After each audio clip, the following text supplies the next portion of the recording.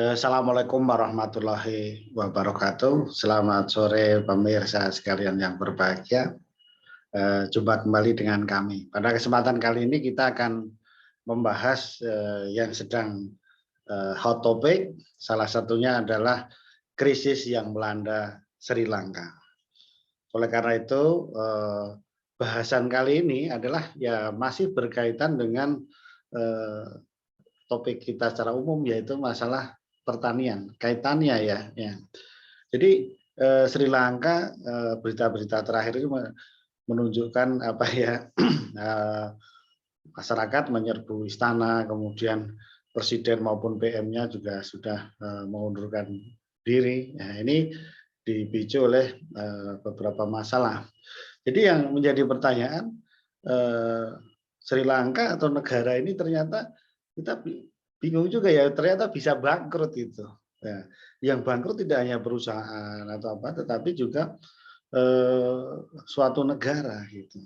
Nah ini kita kalau kita melihat sumber-sumber referensi yang lain bahwa apa namanya, negara ini bisa bangkrut karena memang didera oleh beberapa permasalahan. Permasalahan yang dulu kita mengenal ya, perang saudara yang cukup lama. Ya dulu terkenal apa, harimau elam dari apa itu. Jadi perangnya lama dan berhentinya juga belum begitu lama. Tentunya ini menjadi salah satu basic dari apa namanya, kebangkrutan itu tentunya. Kemudian setelah itu juga yang dibahas adalah karena ada yang bahas utang yang digunakan banyak untuk membangun yang tidak perlu, katanya membangun bandara di sana yang sementara ada pandemi, sehingga negara ini kan banyak bergantung pada ini wisatawan, pariwisata, pelancongan, sehingga menjadi drop tentunya. Sementara itu utangnya tidak pas. Ya, utang kalau pas digunakan untuk yang produktif juga bisa bagus kan gitu. Kemudian kalau kita tilik dari beberapa permasalahan, ini salah satunya produktivitas di pertanian sangat menurun. Kita ingat pada waktu itu beberapa tahun yang lalu pemerintah Sri Lanka ini melarang atau ekspansi tanaman kelapa sawit. Nah, ini pasti ingat kah ini ya.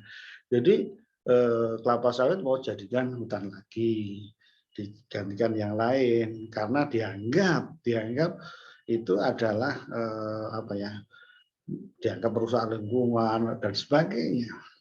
Padahal kebutuhan waktu itu juga sangat tinggi. Artinya apa? Ini berbeda dengan mainstream yang ada. Kemudian yang kedua, untuk yang masalah pertanian yang lain adalah mereka apa ya, berpadaskan semua itu harus organik, nah gitu loh. Semua harus organik. Tentunya kalau kita cerita organik dari segi kesehatan, dari apa yang standar hidupnya itu lebih bagus.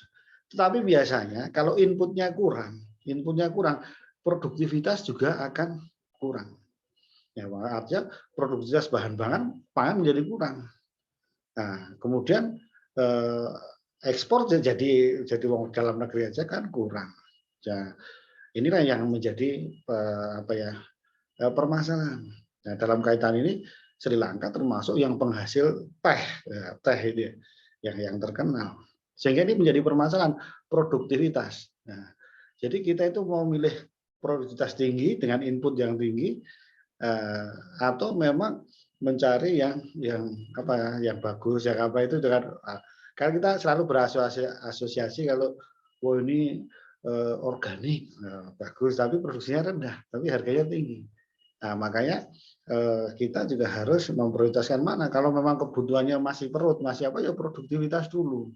Nah, ini kan sering terjadi. Ya, biasanya kalau sudah orang makmur, sudah apa, baru memikirkan kesehatan, lingkungan yang bagus, apa, kesejahteraannya mereka, akan begitu.